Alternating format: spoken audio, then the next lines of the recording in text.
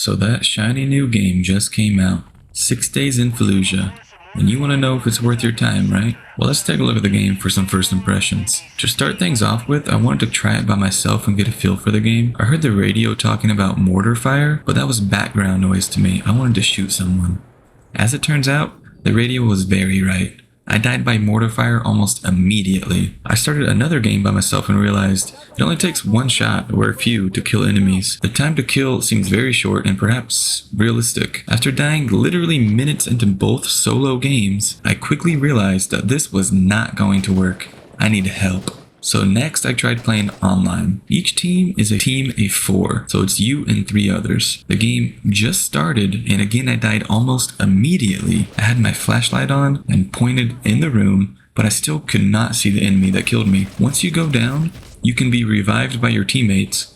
But my first online game, no one revived me. When you die, you spectate your teammates using a third-person camera. You cannot respawn unless one of your teammates goes back to the APC vehicle and opens it up. When that happens, you climb out and have another chance. Be warned though, you can only use this feature once per game. If you revive one teammate that died, and then the rest die after that, you cannot respawn them again as the vehicle is still opened up and cannot be reopened. For my next online game, I didn't die immediately, which is my first success. Me and my team cleared out this building here before going to the roof and dismantling the mortars that were placed there. You can hear my character say that here. Mortar 2's clear. My teammate dismantled it while I was looking around. When your teammate goes down because they're wounded, you have limited time to bandage them before they bleed out and die. Once you yourself are hit, a screen appears saying to check your wounds. You have to stop moving completely, and then your character automatically checks themselves for wounds. You also have a limited amount of time to heal yourself before you bleed out. Also, sometimes when you check for wounds, you don't have any, which is very nice. I found an armory cache. I planted C4 on it, as it said to do, then my character said to leave, so I left the room and waited. Unfortunately, I really messed up here. I had no idea the explosion would be this big. I killed myself and my teammate. I felt like an absolute idiot.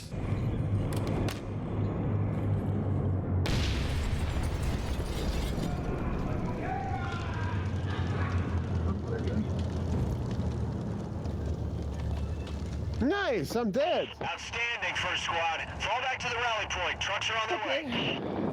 To cover my shame, I went to the next game. Unfortunately for me, I'm killed by a sniper fast.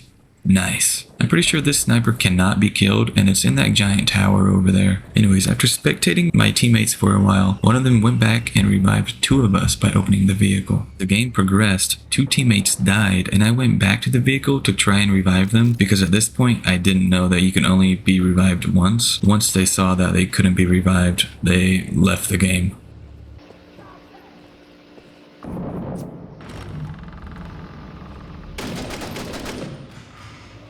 And I kept hearing a beeping near me, so I assumed that was part of the objective. Eventually, I found the beeping. Disarming this bomb was only one of a few. I managed to disarm another one before my untimely death.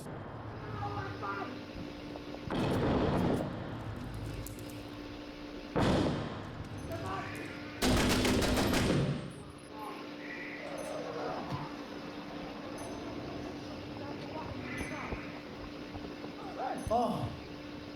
Spartan 3, man. Sitting on top of a big IED.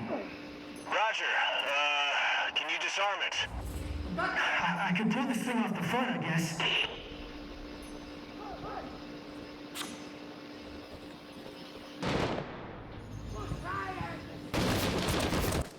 Immediately, the next game, we all died by mortar fire immediately.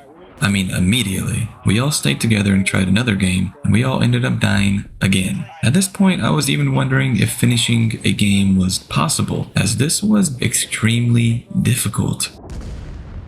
Third game with this same squad, I ended up dying again, and then they revived me. And then we all went to the objective, which was to take down a flag, and when the flag was removed, we got pushed from multiple angles from enemies. After defending the building, we then had to remove all enemies from the compound that we were in. We looked around, and once they were all killed, we won. I can't believe it. I actually won a game. And after you win, it shows some stats about the game. And a funny part showed 2 of my teammates caused casualties on our side, but in reality, earlier in the game, they had both turned the same corner and shot each other. And I just thought that was pretty funny that it said that. Neither of them died when they shot each other either.